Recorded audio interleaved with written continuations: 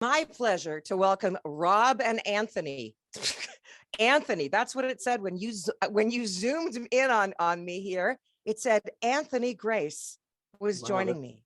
very formal, but Very you can be Anthony. Yeah, no. I should have. I don't know why that is that way, but you can call me Tony. All right, let's talk about the Yeah. 31st annual Boscov's Berks Jazz Fest coming up in Reading, Pennsylvania. You guys are playing. Is this your first time at Berks? No, we've done Berks a handful of times. Yeah, probably before, 4 or 5 times. It's been a few years though, I think. Yeah, because ever since we have been involved with Berks, I've always been wondering why there aren't any Canadians on the bill. And so here you are. Yeah. No, it's good. It's good to be You doing guys any shows. seem really excited about this. Well, Yeah. the whole thing is like, so much of last year got canceled. It's also so insecure right now. I Yeah. mean, we're booking late March on, and I'm just hoping it doesn't become, like we were worried it was going to become last year. We're all hoping. Like literally right before we came online, we were going over like Berks is sort of the kickoff of our spring season. Although it looks like we'll be doing a show a week before that. Yeah. But that's like a couple of months out now, so we got to start booking flights and all that stuff. So it's just and doing that in the context of where we are. Like we like to think all this stuff's going to go ahead, but yeah, we have to just and do it. I think that of all the professions impacted by coronavirus, music, performing arts is the hardest by far. I do. Yeah, I mean, it's not a competition, but it's pretty brutal. Yeah, and venues too, right? It's not just the musicians, the whole. Yeah, all the ancillary stuff. Yeah, and the audiences, because we're all so desperate for live music, and you only watch so many virtual concerts, and then you're just like, no, I want to be there, because the energy that you get. Of course, you guys know the energy. Of course.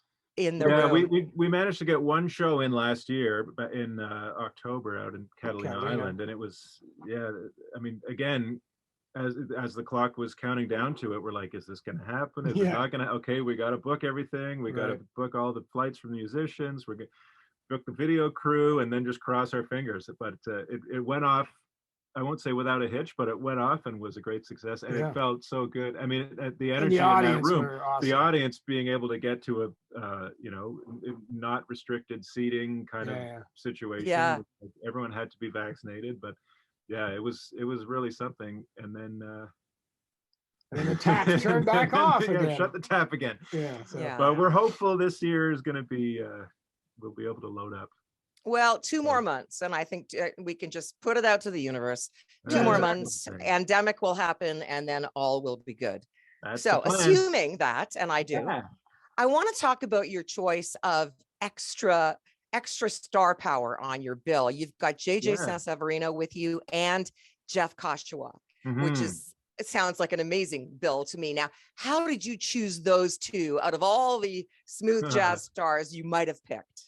Well, oftentimes, these choices are kind of made for us, although just the way things are packaged and put together for these shows. But I mean, we've played with JJ a lot, and we've played with Jeff a lot, and they're both, I don't know if we haven't done a show with both of those guys before ever. No, when we plan on doing a West Coast gig with Jeff before we come in for the, or is that after? No, we're playing with Jeff for a couple of gigs this summer, so it'll be fun.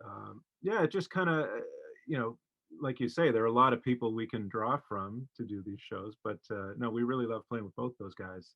And I mean, JJ brings just a whole level of energy to to our show. It's always funny when we do a show with him because his energy is like up here, and ours, even when we're trying to be high energy, we're kind of here. So, you guys are chill, though. That's the thing. We're chill. Yeah. We're chill, and JJ is like the opposite of chill. So it's an interesting dynamic. Yeah, and Jeff is just so cool. Jeff is like, he's one of my favorite sax players, and he's just such a great guy to hang with and to play with. For you guys, is that sort of the natural choice, is to choose a saxophone as opposed to, say, a guitar player or a trumpet player or even a vocalist? Well, we every show we do, we need to have a guitar player and a sax player to kind of, because we need to cover all the stuff in our tunes. And they're taking a lot of leads in all the music. And we lean on those guys, right? Because I'm so stuck. I'm stuck, but I'm never going to be Brian Culbertson, running around the stage. I'm stuck behind my keys. Right. Tony's stuck in his percussion rig. So we need to, we need a couple other guys who can move around. And, to help. Right. Yeah. So I was looking on your website, #1 song with Cinco Cinco Ses. Was that your first Billboard #1? Well, I didn't think it was. I was pretty sure that East Side went to #1 way back in '97. Like it must have. It ended up being the 7th most played track third most. Year. Third most. Oh, third most? Yeah, it was a huge And that was back in 1997. 90 or 98, I think. But when I went to look up the records, I couldn't find anything that far back on Billboard. But I would be surprised if that one didn't go to #1. Yeah, it did go #1. But because so when this one went to #1, was that a big surprise? Were you counting on it? Yeah, because we actually did, like, that was from the EP that we put out in 2018, Four on the Floor, which had which had some vocal tracks on it. We had Cece Peniston on a track, which was very cool. But that was a bit of a departure. That was just an EP that was much more dance floor oriented and was just kind of supposed to be a thing between albums that was a little bit of a fun side project. And we had no intention of working any of those singles to radio. And then when we showed up in Mallorca in the spring of 2019 for the festival there, everybody there was talking about Cinco, and they were playing it at the after parties, and you guys should put this out as a single. And we thought, okay, so we ran it by our radio promoter, and we sort of, his thought was, it could either do really well or not at all well in the format. So we took a gamble and ran a campaign, and there you go. Went to #1. So and #1. It was a surprise, but a nice surprise. It definitely is a single that'll stand out of the regular sort of top 10. So that helped a lot. So it's like Rob said, it's either love it or hate it. So we worked out nicely. It worked out with lots of love. Yeah. Now tell me the story behind your what's the word I'm going to use? I'm not obsession, but I'll just go with obsession with automotive titles.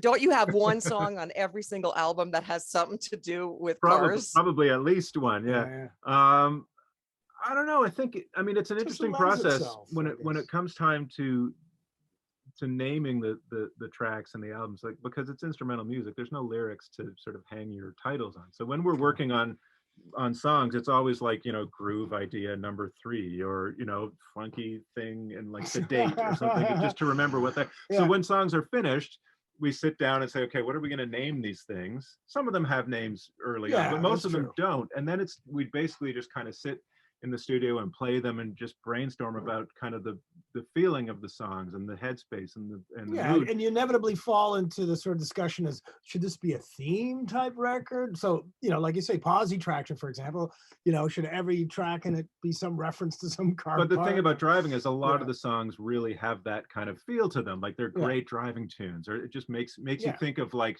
an open highway in the middle of the night, nobody around, and just, if that's the feeling that comes from it, then we sort of come up with titles that are automotive. So, and it's sort of your stamp now. It's like your personal stamp. I talk about that on my show On the Wave a lot, about the names of instrumental songs, because you got to crawl inside that person's head. Chris Standring is like the master of nutty names, love in paragraphs, or sneaking out the front door. You just wonder what he was thinking about when he named his songs. And then I'm always like, how come there's not a single instrumental smooth groove song called Vickie? Seriously, not even one called Victoria. I'm going to say that right now too. Like, what? Okay. 21 years I've been on the Wave. Not a single Vickie. It just doesn't seem right. Maybe we could write one, and it could be called Anthony and Vickie, as opposed to Anthony and Cleopatra. Yeah. Well, your date is April the 3rd in Reading, Pennsylvania, with JJ Sanseverino and Jeff Koshawa on the bill with you. Will you stay down and hang at the festival for a while? For sure. We're going to be doing, I think we're doing a couple of nights of the jam sessions with Gerald Beasley hosting. Yeah, exactly. Yeah, the All-Star Jam thing. So I don't know how many days, but we'll be there for a From the 3rd to the 3rd. 1st to the 3rd. Yeah, but I think that's something that the fans always look forward to the most. It's great to see the shows, but when they can hang with the musicians and see you guys just doing your thing unscripted, super fun, We super love fun. Yeah, that's a great thing about the smooth jazz community, like it's a family, right? At these festivals, people get together, and it's the artists and the fans. The line kind of blurs because everybody, Yeah. you know everybody, and they know you. Yeah. And I have to say too, we are so looking forward to playing you guys on the Vancouver Wave. Yes. The new FM station in Vancouver happening, I hope this spring sometime. nice. It'd be so great to have you guys back on the FM dial with us Right. out west. Yeah. Exciting. All right, Rob and Tony, 480 East, fingers crossed. Looking forward to Reading, Pennsylvania. I know Doug and Mary want to be there, and we wish you wonderful shows and a great summer full of live shows too. Thanks. Vickie. Okay. Thanks, Vickie. Great talking to you guys.